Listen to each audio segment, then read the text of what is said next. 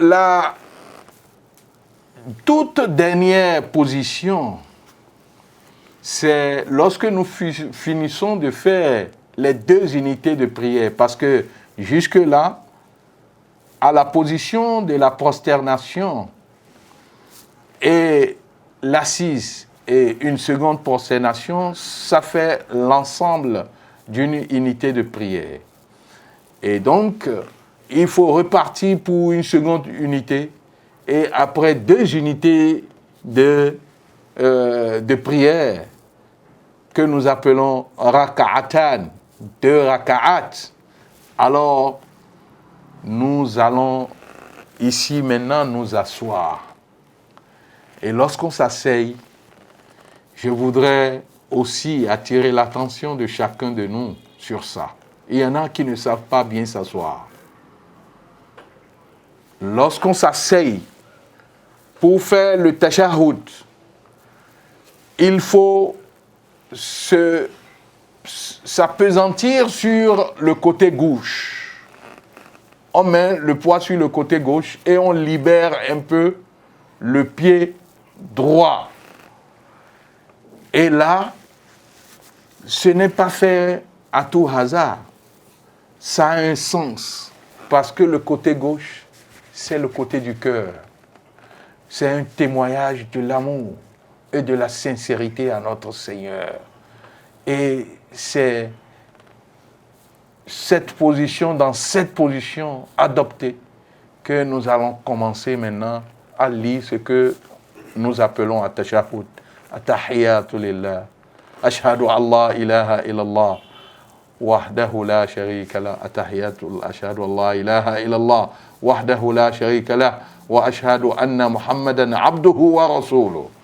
Là, puisqu'on veut finir la prière, nous renouvelons notre pacte, notre contrat avec notre Seigneur en lui disant « J'atteste qu'il n'y a point de divinité qu'Allah, que toi, et que le prophète Mohammed est son serviteur. » Et donc, c'est un engagement que nous prenons à la fin de la prière. Et ce n'est pas fini. Nous continuons après pour dire « At-tahiyyatu lillah, az-zakkiyatu lillah, at-tayyibatu salawatu lillah, assalamu alayka ayyuhan nabi » Et donc, nous nous rappelons du prophète Mohammed. Reconnaissance au bienfaiteur. Parce que c'est grâce à lui que la prière est connue et sûre. Il a eu la révélation, il a transmis avec loyauté la prière. Il est allé au ciel pour nous transmettre, pour nous ramener la prière. Et donc, il était bon que nous nous rappelons de lui. Et donc, c'est une position et une formule de reconnaissance au bienfaiteur.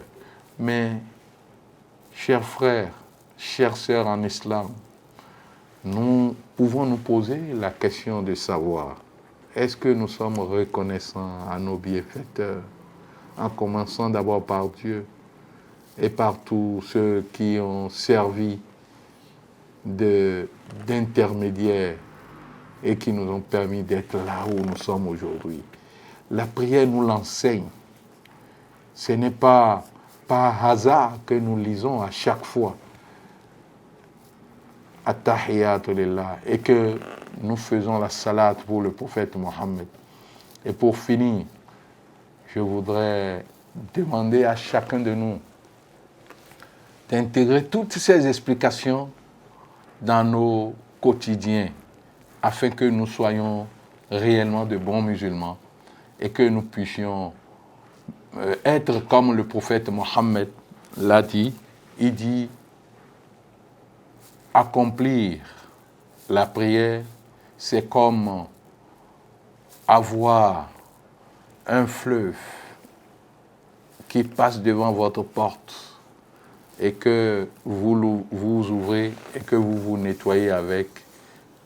J'aimerais savoir celui qui se nettoie et se lave à l'eau, et ceci 5 fois par jour, peut-il encore être sale ou impur? Donc, c'est ça ce que nous appelons la prière. La prière purifie. La prière, c'est aussi une protection. La prière, c'est l'exaucement de toutes nos invocations. La prière nous attire l'amour de Dieu et l'amour des gens pieux et des anges. La prière, c'est le pilier après la foi qui est plus important. Et selon les dires du prophète Mohammed, ce sera la première chose qu'on nous demandera le jour du jugement avant de nous poser la question sur toute autre chose. Donc, nous sommes appelés à parfaire notre prière pour que le mois de Ramadan, le Tahajjud et également le Tarawih, nous puissions vraiment bénéficier de ça, que Dieu nous compte parmi les bons prieurs et accepte notre prière. Wa sallallahu ala sayyidina Muhammadin wa ala alihi wa sahbihi ajma'in. Subhana rabbika rabbil izzati amma yasifun. Wa salamu ala al-mursalin. Walhamdulillahi rabbil alamin.